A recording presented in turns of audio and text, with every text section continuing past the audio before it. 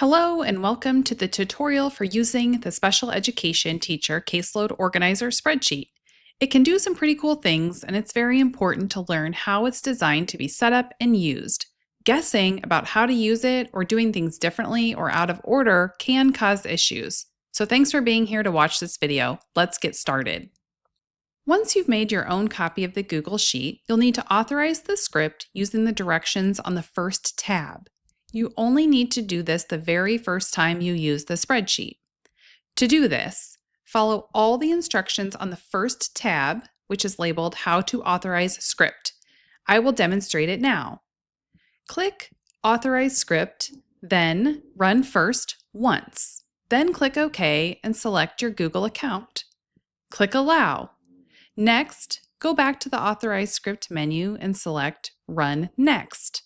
The script will work for a bit and the tab will automatically delete. If it doesn't, delete it by right-clicking on the tab at the bottom and selecting Delete, or click Refresh. If you wish, you can then change the name of the spreadsheet by clicking here and typing whatever name you wish. Now we will go through each of the tabs in the spreadsheet. The table of contents that you see here will be used to access quick links to each of the other tabs. All tabs can also be accessed at the bottom, but you'll see later that as the spreadsheet grows, you may find it quicker and easier to use the table of contents. This hamburger menu is another way to access a clickable list of the tabs. You can scroll through each of them and click on the one you want. Once the spreadsheet is up and running with a tab for each individual student, I find this to be the quickest way to switch between tabs.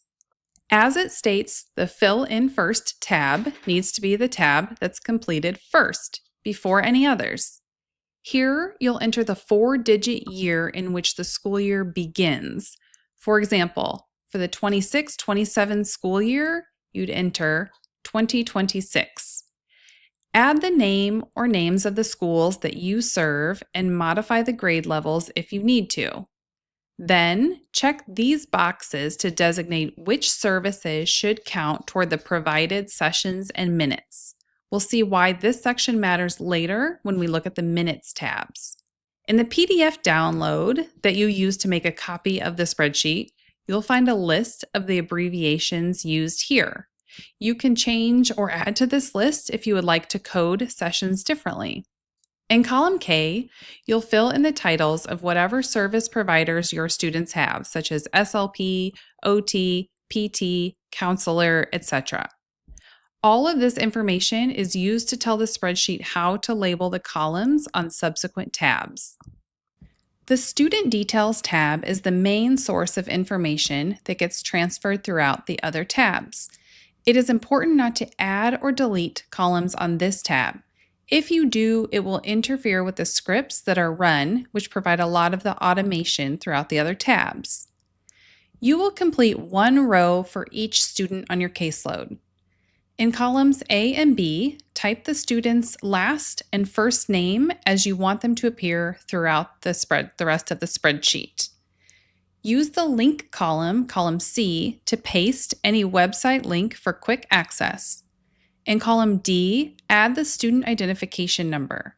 In column E, fill in the student's date of birth as well as their email address in column F. In columns G and H, type in parent or guardian names and contact information. The school and grade columns, I and J, use drop-down menus where you'll choose from the names of schools and grades that you entered back in the Fill in First tab.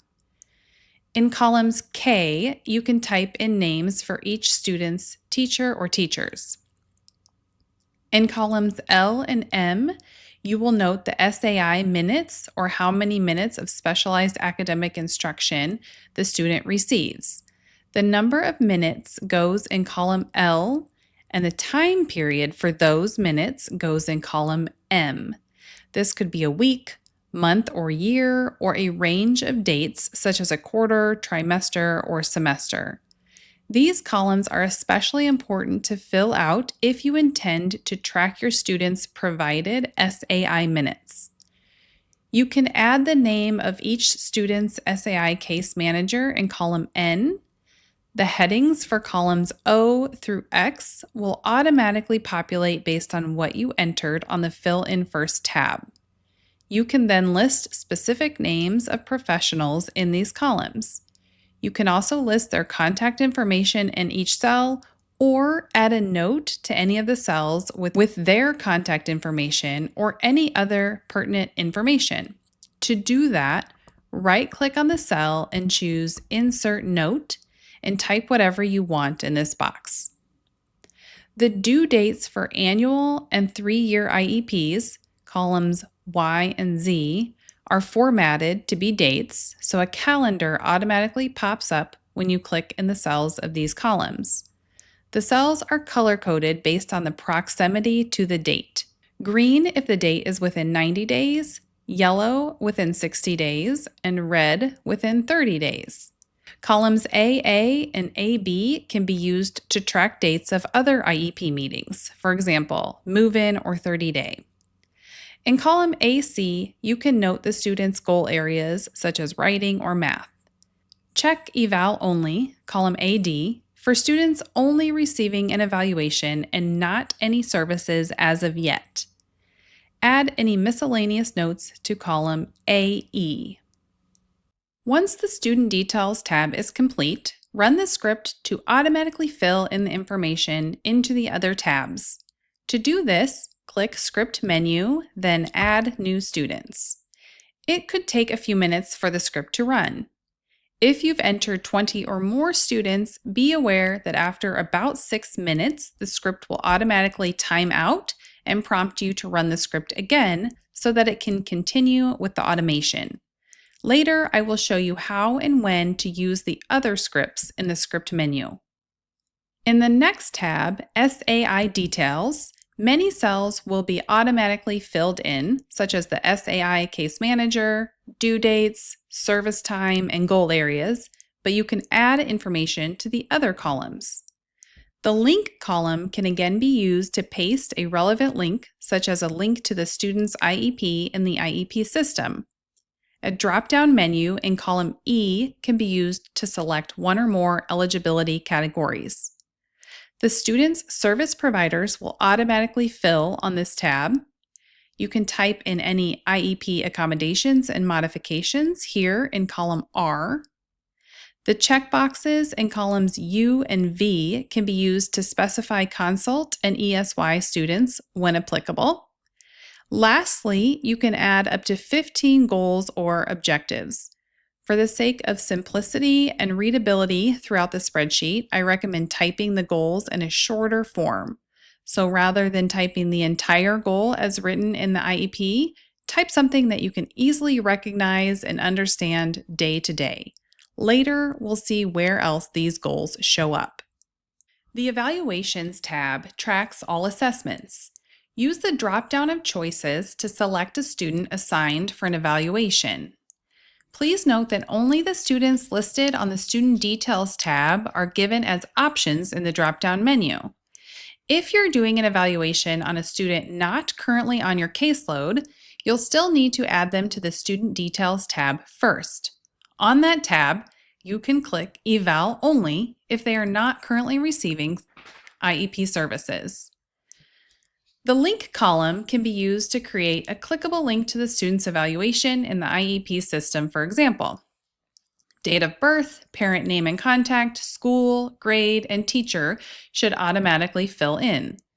Use the drop-down in column I to designate the purpose of the evaluation, whether it be an initial evaluation, re-evaluation, etc.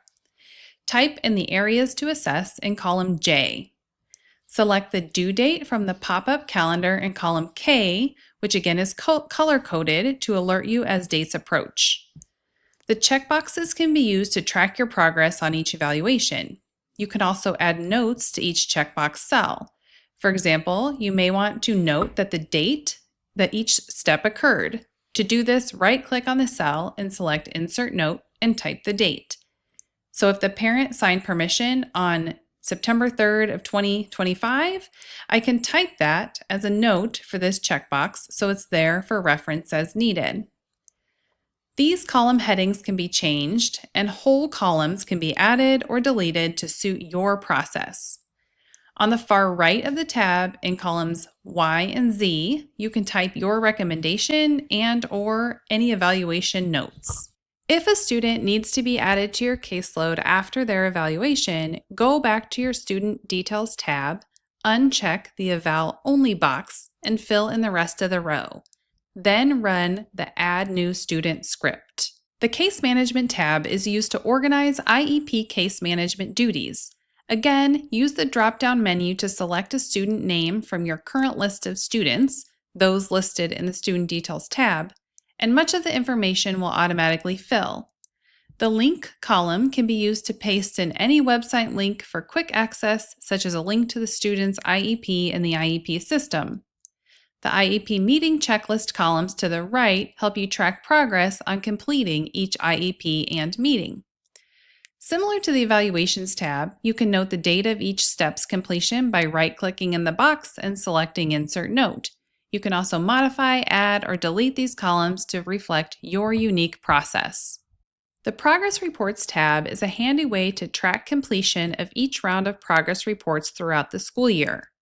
The student names will automatically fill in column A and B based on the names in the Student Details tab. Column C can be used to paste links to each student's progress report if you wish. Along the top in row 1, use the pop-up calendar to add your school's progress report due dates for the school year. When the due date is within 30 days, the 3 columns for that date will turn red. Then, as you write and send each progress report, check off the boxes. For each student, the boxes turn yellow when the progress report has been checked as written and green when it's been checked as sent. The third column for each progress report date gives an additional place to type or paste each student's progress note if you wish. We will talk about these minutes tabs in a moment. The 2 schedule tabs can be used to create your weekly schedule if you wish. The difference between the 2 tabs is that on Schedule 1, the days of the week go along the top and the times go down the side, whereas it's the reverse on Schedule 2. Choose which makes the most sense for you and delete the other. As they come, the Schedule tabs use 5-minute increments, but you can change these time increments to be whatever you want. In each column or row, you can also merge cells to create longer blocks of time. To do this, click and drag to select the cells, then click this Merge Cells icon. You can then type a student's name in the time block. To unmerge, select the time block, then this little arrow next to the icon and select Unmerge. There are multiple columns or rows for any given time period, so in the case of a group of students, you can put each student's name in their own column or row. Alternatively, delete the extra columns or rows by selecting them, right-clicking, and choosing Delete Rows Columns, and write multiple names in one time block if you wish. There are other ways to customize the Schedule tab. You may want to delete the times or days that do not apply to your schedule or change the color of certain blocks. This Student Template tab should also not be modified at all in this original version, as the script uses this template to create a tab for each student on the Student Details tab. You may choose to use these student-specific tabs to plan sessions and track data. The tab for each student will be labeled with the student's name as it is entered into the Student Details tab. You can navigate to a student-specific tab by clicking on the student's name in the table of contents, clicking on the student's name anywhere in the spreadsheet that shows the text as a blue link, clicking on the student's name using the hamburger menu in the lower left-hand corner, or arrowing through the tabs at the bottom. On each student-specific tab, some information is carried over, such as the grade and date of birth. The shorthand version of goals that were entered in the SAI Details tab also automatically fill into column C. Each of these columns represents one session. For each session, add the date, service, and time start and time end of the session. The minutes will automatically calculate. Add any miscellaneous information in this row, such as cues needed, homework provided, etc. Check these boxes when the note and/or Medicaid billing have been completed for that particular session. When planning sessions, you can type the activity directly in the cell. You can create direct website links by highlighting the text, clicking the link button in the quick access toolbar, and pasting in a link. For example, you might paste a link to an article, Google Drive activity, or Boom Card deck. In the cell below each activity, you can type the data for that particular goal. So looking across one row, you can see the progress on a particular goal. If you type only numbers into these cells, you can also quickly get calculations when doing progress reports, for example. To do this, select certain cells and look down in the lower right-hand corner at the various options. Click to see what's available, including average or AVG, to get an average of the numbers you selected. When you get a lot of session entries, you can group some columns together to make scrolling to the right a lot less tedious. To do that, select the columns you want to group. In this case, I'll select all of the September entries. Then select View, then Group Columns. All of those columns are now grouped together. Click this little box to collapse the columns in the group and click it again to expand it. When using the student-specific tabs, the entries are used to track the number of sessions and minutes provided. In order for this to occur, each column must, at a minimum, have the top portion filled out, including the date, service, and time start and end. Note that only those services that you've marked on the Fill in First tab will count toward the provided sessions and minutes. For example, if you don't have Teacher Absent checked here, any sessions marked as Teacher Absent on the student-specific tabs will not be counted toward minutes provided. So be sure to fill out this list completely as it aligns with your school's policies.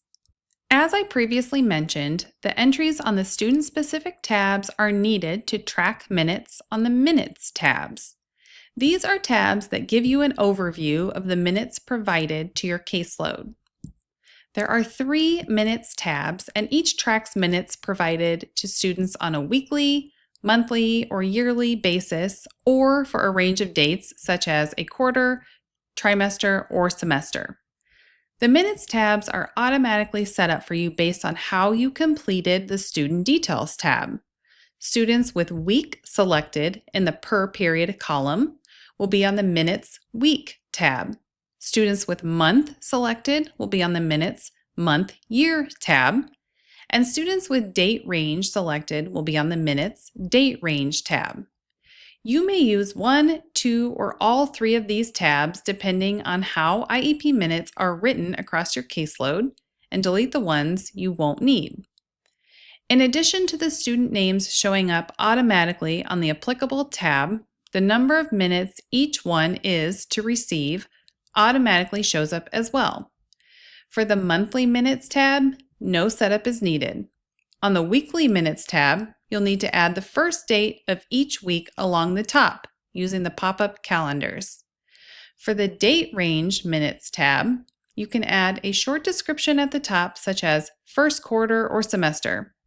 Then add the start and end dates for each student. If those dates are the same for multiple students, as is likely the case for students in the same school or district, copy and paste the dates to save time. The cells on the Minutes tabs turn green when the IEP minutes for that student are reached, so you can see at a glance who is still in need of minutes for the week, month, year, or range of dates. If you serve groups of students, you may want to use the Group Template tab to display all goals for the group on one tab for the purpose of taking data on a single tab. You'd first need to make a copy of the template for each group, leaving the original unchanged for future use. To do this, right-click on the tab at the bottom and select Duplicate. Rename the tab by double-clicking on it and typing in a new name for the group such as Monday, 9 o'clock, or third grade reading. After you've created one or more group tabs, update the table of contents to create clickable links to these tabs. You can do that by clicking on the Script menu, then Update Table of Contents. You will then see clickable links to your group tabs. Use the drop-downs in column A to select up to 6 students in the group. Goals for each student will automatically appear if they're entered into the SAI Details tab. Use the group tabs to organize data for group sessions. Similar to the student-specific tabs, each column represents one session. For each session, enter the information into the column such as the date, time start and end, service provided, data on goals, and session note completion. However, please note that the sessions and minutes on group tabs will not be reflected in the data of the minutes tabs. If you want the minutes tabs to calculate the number of sessions and minutes for the student in a group tab, you'll need to create an entry on that student's individual tab as well. That entry should, at a minimum, include the session date, minutes, and service. There will likely be many times when you need to update the spreadsheet when your caseload changes. The Script menu has options for various scenarios, all of which are run from this Student Details tab. When you have changes, it's important to update the Student Details tab and run the applicable script. The Add New Students option is used to scan the Student Details tab for newly added students that you now want included throughout the spreadsheet.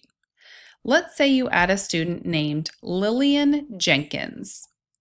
Once you add all of the information to the Student Details tab, go to the Script menu and select Add New Students. The new student will now show up as the others do in the other tabs throughout the resource, including on the table of contents, in the drop-down menus, and on their own student-specific tab. The Change Name of Selected Student option can be used if you'd like to modify a student's name, such as the student's nickname, throughout the spreadsheet. Let's say you want to change Lillian's name to be Lily throughout the spreadsheet. On the Student Details tab, select the cell of the name you want to change. Select Script Menu, then Student Updates, then Change Name for Selected Student. A box will pop up where you can type in the name as you want it to be. Click OK and wait for the script to run.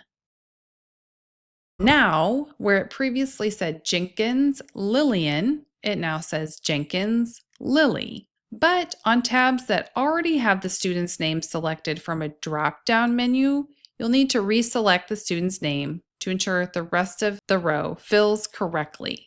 Other than a student's name, most other changes to the Student Details tab will automatically change in other places in the spreadsheet. The other exception, though, is the per period column of the service time on Student Details. If this needs to be changed, there is a script to do it.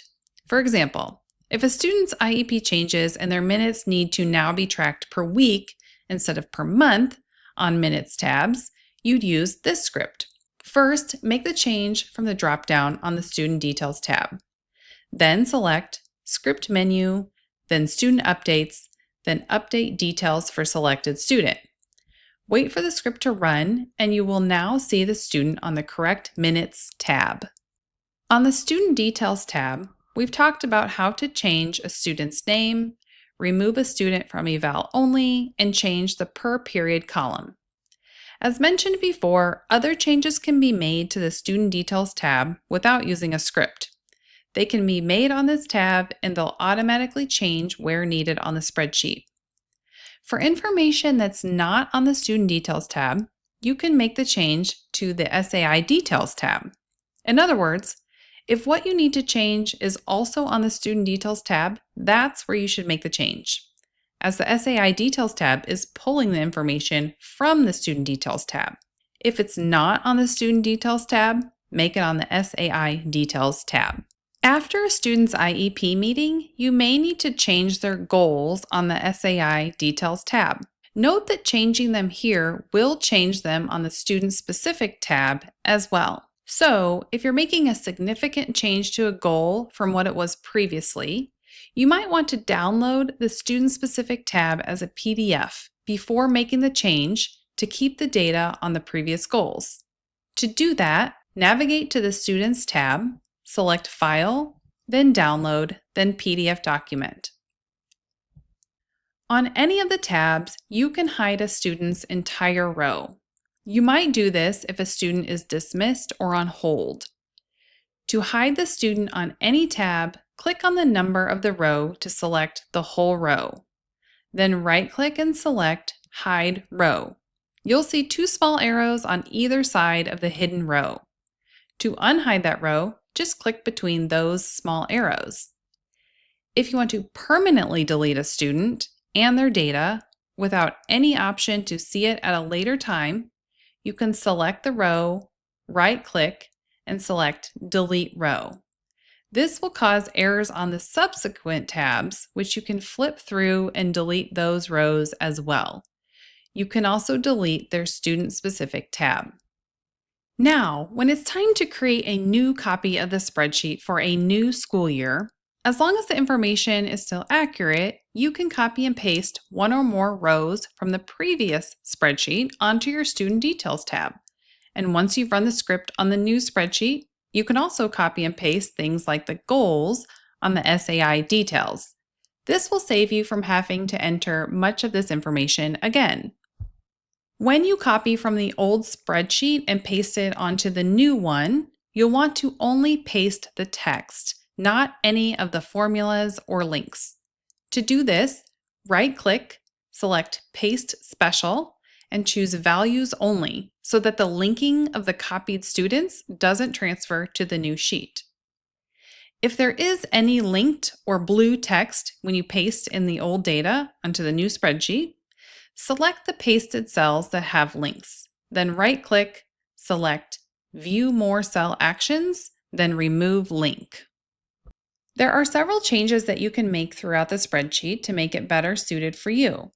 Modify the height of a row or the width of a column by clicking on the row number or column letter, right-clicking, and selecting Resize Row or Column. You can also click and drag the edge of one row or column to be bigger or smaller. Use these icons to change the font size, or text color. These icons change the horizontal alignment or vertical alignment of the text.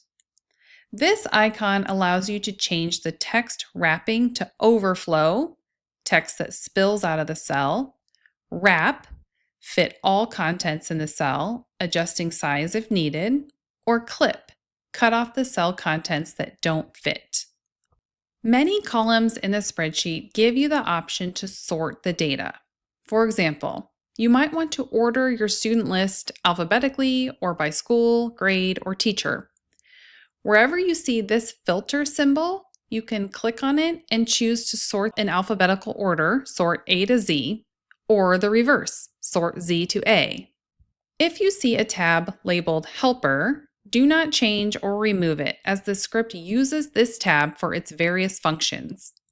If you make a mistake or something gets messed up, don't forget that you can always undo using this button or restore a previous version of the spreadsheet by clicking File, then Version History, then See Version History. On the right side, choose from the versions shown. Thanks for watching, and I hope this tutorial helps orient you to the spreadsheet and you're ready to make your job duties more streamlined and organized this year and in all years to come.